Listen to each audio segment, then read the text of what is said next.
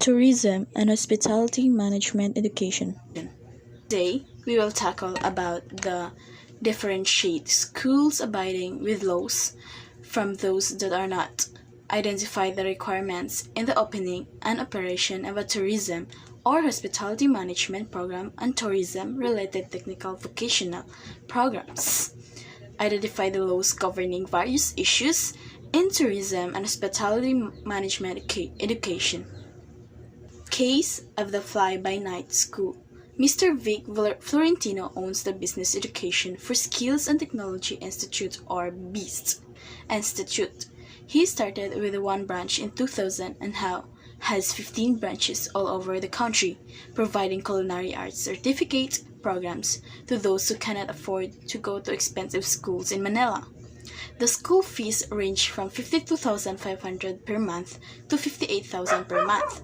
Most of the instructors are qualified and could back-lack accreditation with TESDA. The kitchen laboratory of the school is wanting an improvement as it lacks equipment and would barely pass sanitation and fire safety standards of the government.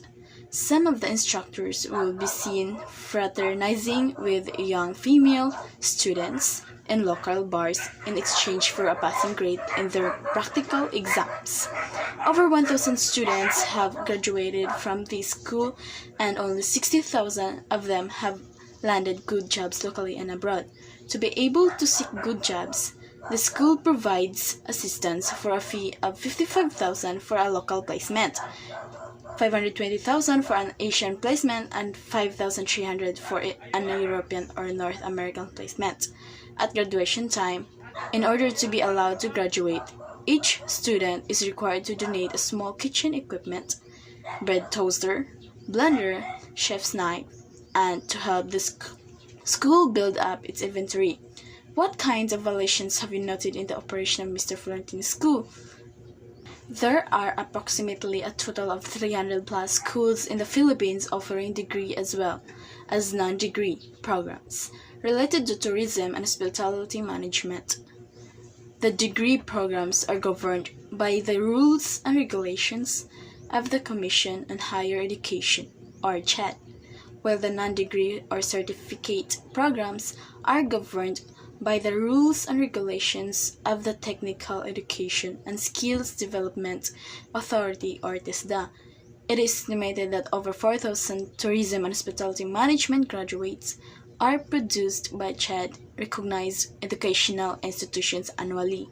The other hand, it is estimated that 10,000 graduates are produced by TESDA-recognized training institutions annually. The law. The curriculum of the BS Tourism and BS Hotel and Restaurant Management programs of the different colleges and universities around the country should be compliant with the CHED Memorandum, Order Number 31 Series of 2001, in accordance with the pertinent provisions of Republic Act Number 7722, otherwise known as the Higher Education Act of 1994. The following minimum curricular requirements for the Bachelor of Science in Hospitality Management, or HM, tourism are hereby adopted and promulgated by the Commission. The government also encourage all higher education institutions and analyze the ladderized interface between the technical vocational education and training and higher education, or HE, which enables students to earn certification at each year level of competency and enables them to secure gainful employment. Section 4 of CMO 27 Series of 2006 has identified 8 priority course programs for national implementation. Of these include BS Tourism and BS Hotel Restaurant Management and BS Travel Management. Discussion of the law. The changes in the curriculum in the Bachelor of Science Tourism and Bachelor of Science Hotel and Restaurant Management programs of the different colleges and universities should remain relevant to the needs of the global and local tourism industry in order to make the graduates employable. To date, Filipino tourism and HRM graduates are among the most in-demand hotel workers in the world.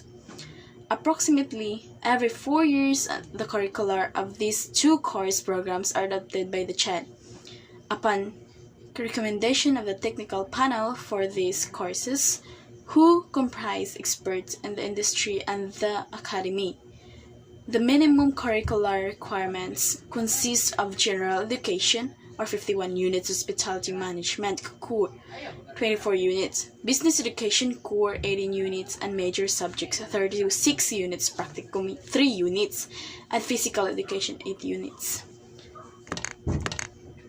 Application of the law. Case. Dr. Melissa Zalizar is a Dean of College offering Bachelor of Science Tourism since 2000. She is currently re-engineering the curriculum for the program to address emerging needs in the tourism industry.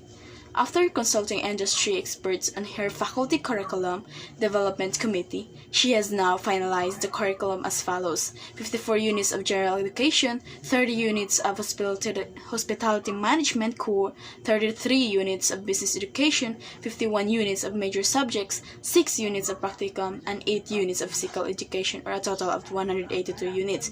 Dr. Saldivar added new subjects like personality development, tourism marketing management, tourism entrepreneurship, tourism statistics, ecotourism, and tourism computer applications.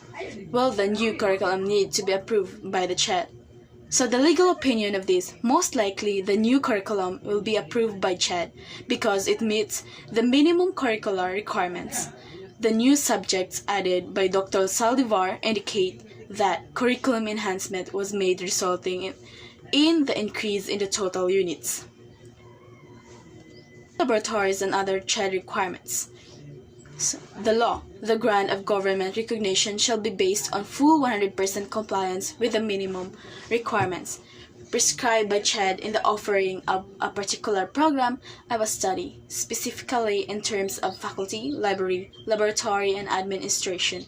Schools offering Bachelor of Science Hotel and Restaurant Management or Hospitality Management are required to have different kinds of laboratories: kitchen laboratory for food preparation, mock-up guest room for housekeeping, front office for simulation, mock-up restaurant and bar for food and beverage service, and a computer laboratory for computer subjects. Good laboratories aim to hone the practical skills of the students. Other things required by CHED are administrators with at least master's degrees and industry managerial experience, 25% of subjects taught by teachers with master's degrees and industry experience. At least 2,500 volumes of books accumulated in the library for permit and 5,000 for recognition. At least 1,000 square meters in floor area. Adequate library space accommodating 15% of enrollment. Discussion of the law for schools seeking to operate for the first time a Bachelor of Science or HRM or Hospitality Management program. They need to secure a government permit from CHED. After 1 or 2 years, they have to apply for government recognition, so they graduate their first batch of students within 4 years. One of the salient aspects of the instrument used by CHED is the section on the laboratories. CHED has now developed the inspection of schools to the regional offices through the Regional Quality Assessment Teams, or RQAT. 4 schools are inspected by members of the academy and industry experts. Inspectors look at the quality of equipment or machinery appropriate for industrial use, provisions for sanitation, safety and security, and conduciveness to learning. Discussion of the law for schools seeking to operate for the first time BS HRM's Hospitality Management program. Application of the law. Case. Gary Vicente, school owner, applied for government permit with CHED for the culinary school he wanted to operate in Quezon City, offering an HRM degree program, major in culinary arts. The school has 1,500 square meters of floor space in a 2-story building. The main staircase is less than a meter in width, and the fire exit is even narrower. No provisions were made for exhaust fans for the kitchen laboratories. The library has a collection of 650 volumes, mostly culinary books donated by Gary's friends. Thus, Gary's school stand a chance in getting a government permit. Legal opinion. Given the conditions mentioned above, Gary's school has no chance of getting his government permit because application approved of the safety concerns, insufficient library collection, and inclusiveness to learning. However, GARI may reapply once noted differences by the RQIT are complied with student practicum or apprenticeship. The law. In relation to CMO number 31 series of 2001, the minimum requirements for student practicum in BS Tourism and BS Hotel and Restaurant Management are 3 units, a minimum of 200 hours for each area of discussion of the law. The rationale of these requirements is to provide students valuable experience by way of work immersion in different kinds of tourism-related establishments like hotels, resorts, restaurants, and travel agents and transportation firms locally and overseas. Practicum or apprenticeship does not only to enrich the curriculum of the program but moreover prepares the student to actual relevant work where knowledge and skills may be learned and practiced and good values are observed, developed, and adapted. The foregoing implementing guidelines are applicable to the International Practicum Training Program for HRM tourism students. So first, qualifications or requirements for the agencies or parties involved. Higher education institutions. Only higher education institutions with accredited programs are qualified to participate in the International Practicum Training Program and may deploy their HRM tourism students for the purpose. Second, training partner. The training partner should be at least a 3-star hotel, resort, club, restaurant duly accredited by the Hotel Restaurant Association abroad. Third party training partner. The TPTP should be accredited by the CHED. The following are requirements for accreditation: registration with the Securities and Exchange Commission, license to conduct recruitment and placement services in the Philippines in partnership with a duly licensed Philippine-owned agency in the same business and maintaining an office in the Philippines for the purpose. Third, dormitory type accommodation to the students, trainees in abroad. So fourth, proof of capability and willingness to meet the obligation and responsibilities of the 3TP prescribed in the guidelines, particularly in item B3 of Article 7, or it's already an old partner in contract, a track record that it had rated to various contract with the participating higher education institutions and the student trainees. And fifth, compliance with the requirements of other government agencies in the Philippines, particularly the Bureau of Immigration and Department, the Department of Foreign Affairs, and the Department of Tourism. Considering the cross-cultural nature of this program, participants should be carefully selected.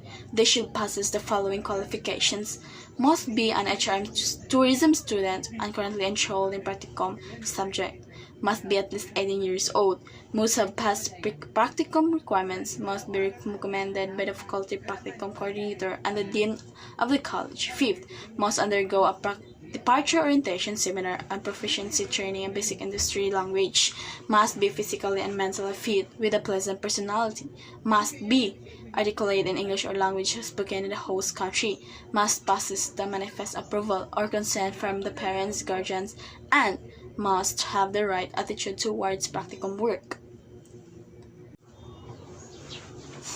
Discussion of the law. Collegiate schools are generally supervised by CHED. Those that have been granted accredited status level 2 are deregulated and are given freedom to change their curriculum provided they meet minimum standards prescribed by CHED. They only need to inform CHED of the changes. On the other hand, schools are granted autonomy. This means that they are not longer supervised by CHED and they have a wide range of privileges including curricular autonomy, new program offerings, or etc. In the collegiate or tertiary level, the main accrediting agencies authorized by the Federation of Accrediting Agencies of the Philippines in the private sector are Philippine Accrediting Associations of School Colleges and Universities, Philippine Association of Colleges and Universities Commission on Accreditation, Association of Christian Schools and Colleges Accrediting Agency. Meanwhile, the public sector has the following accrediting agencies authorized by the National Network of Quality Accrediting Agencies: Accrediting Agency of Chartered Colleges and Universities of the Philippines, Association of Local Colleges and Universities Commission and Accreditation.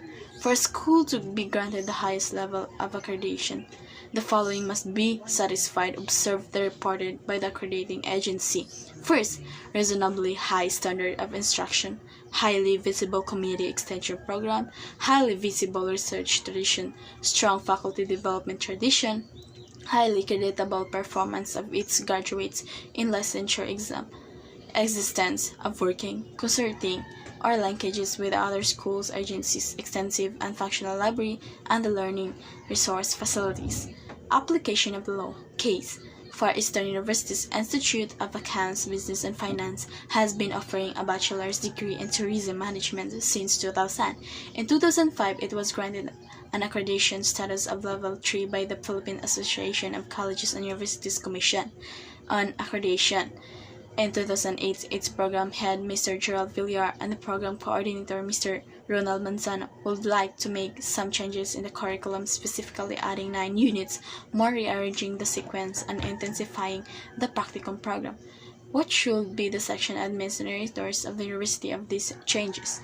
Legal opinion. So, since the university attained level 3 status in 2005, they may introduce changes that are within the minimum standards of CHED, and simply informing CHED is writing these changes. It is important to have the said documents acknowledged by CHED in writing as well to serve as reference should any dispute arise in the future.